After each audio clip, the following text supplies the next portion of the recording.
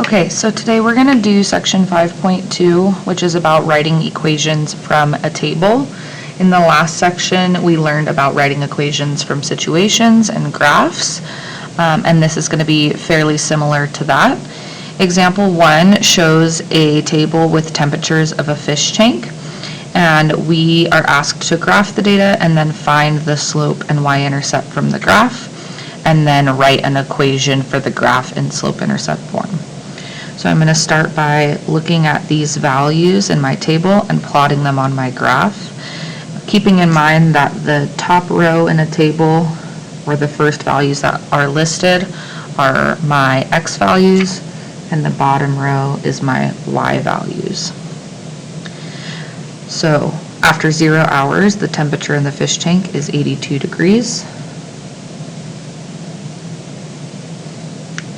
After 1 hour, 80.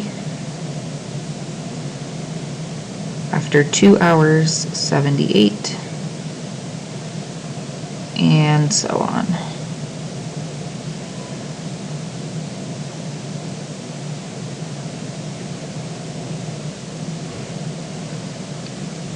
I can tell that this is a linear example because these points are forming a straight line.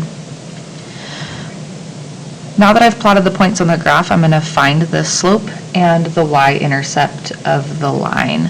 I can find the slope in a couple of ways.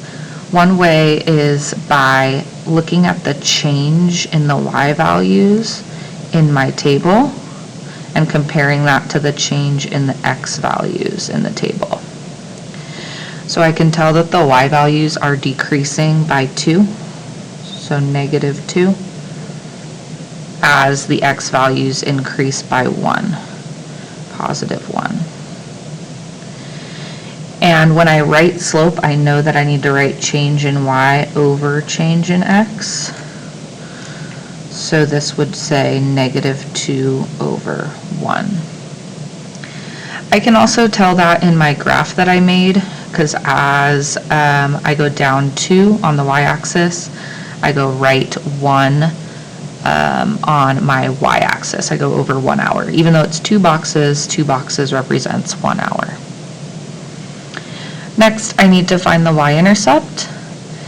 In a table, the y-intercept is the value of y when x equals 0. So that's this value, 82 degrees.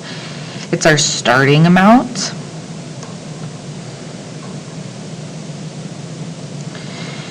And in the graph, I can see it represented as well, because it's where the points start on the y-axis.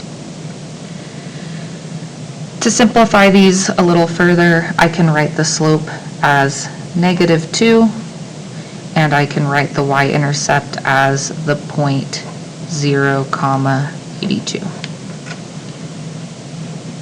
Now I'm going to put that together in my equation. Y equals -2x plus 82. Remember that Elizabeth Markosian, please come to the office. Elizabeth Markosian, please come to the office. Remember that you need to put your slope as the coefficient of x and your y-intercept as your constant. Moving down to example 2, Elizabeth's cell phone plan lets her choose how many minutes are included each month. The table shows the plan's monthly price, y, for a given number of included minutes, x. Write an equation in slope-intercept form to represent the situation. Okay, so I'm going to start again by finding my rate of change, or my slope.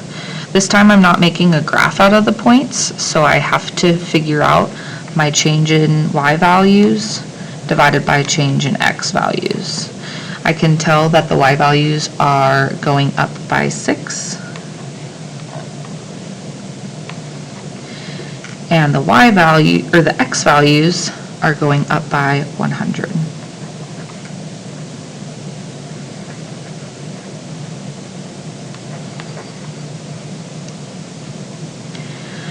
Now when I write my slope, I want to make sure I put change in y over change in x,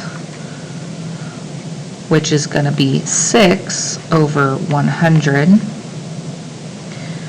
which reduces to 3 over 50, or I can also write it as 0.06.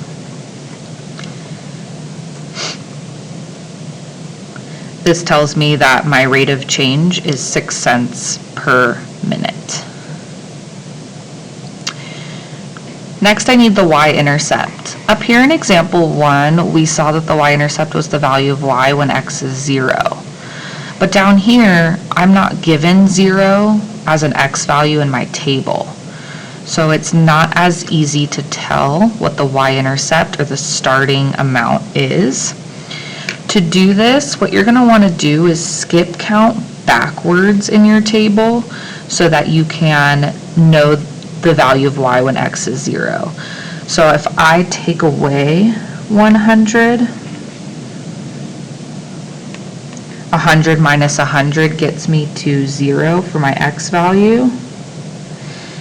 And then by doing that, I need to skip count on the bottom for the y value as well.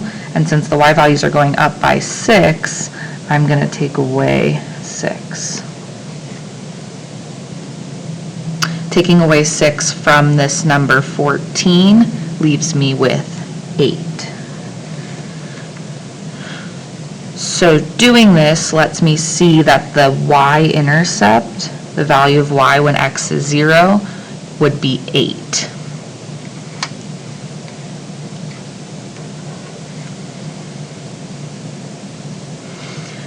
Sometimes you won't have 0 in your table, sometimes 0 will be somewhere in the middle of your table, sometimes you would need to skip count forward if you're working with negatives, but just remember that to find your y-intercept, you want to know the value of y when x is 0. Okay, and then I'm able to write my equation from here, so this would be y equals 0.06 or 3/50 x plus 8.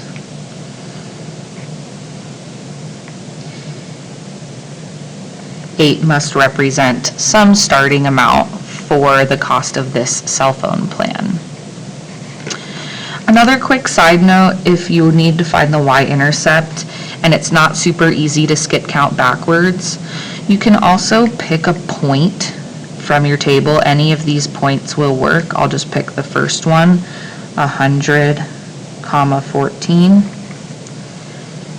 And if you know your slope, which is 3 over 50, you can plug these numbers into slope-intercept form and solve for b. This is something that we've learned before. So y in this point is 14, m is 3 over 50, and x is 100, so I'm going to put that in parentheses, and then I'm solving for the unknown value of b. 14 would equal 3 times 100, which is 300,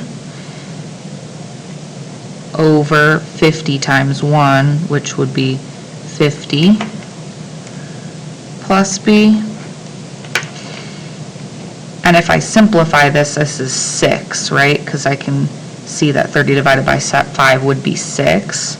So this would say 14 equals 6 plus b. And from here I can tell that b must equal 8, because 8 plus 6 equals 14. So just another way of getting that y-intercept if it's not easy to skip count in your table.